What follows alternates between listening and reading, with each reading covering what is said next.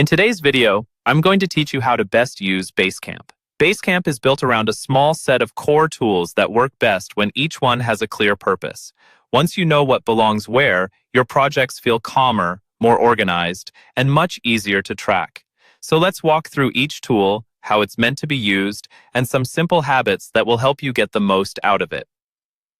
First, the message board. Think of this as the home for important announcements and structured discussions. Use it for things like project updates, decisions, proposals, or anything you'll want to find again later. Every message becomes its own thread, so replies stay organized and all in one place. A good rule of thumb is, if it needs a clear record, it goes on the message board, not in chat. When you post, use descriptive titles and summarize the key point at the top so people can quickly understand what it's about. Next, to-dos.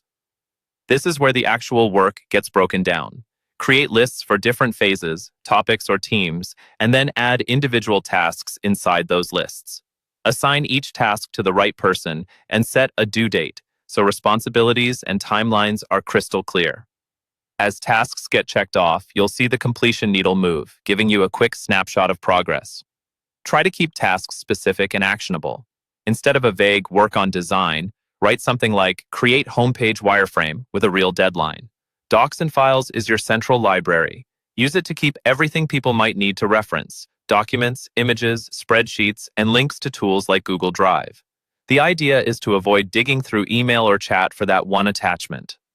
When you upload or link something, give it a clear name and add a short description of what it's for.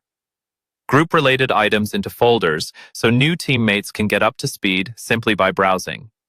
Campfire is Basecamp's built-in group chat, and it's best for quick, informal conversations.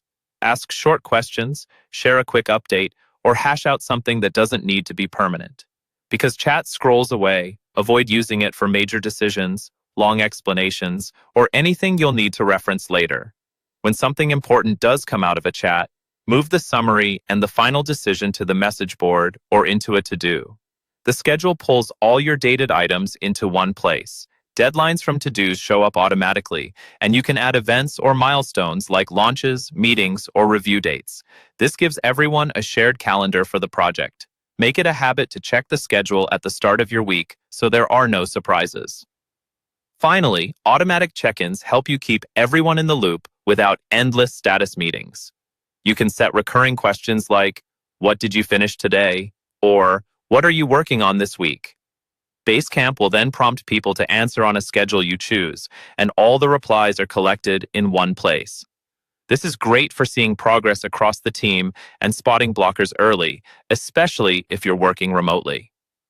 By using the message board for lasting conversations, to-dos for concrete work, Docs and Files for shared resources, Campfire for quick chats, the schedule for time-based commitments, and automatic check-ins for regular updates, you'll be using Basecamp the way it was designed, as a calm, central hub for your projects.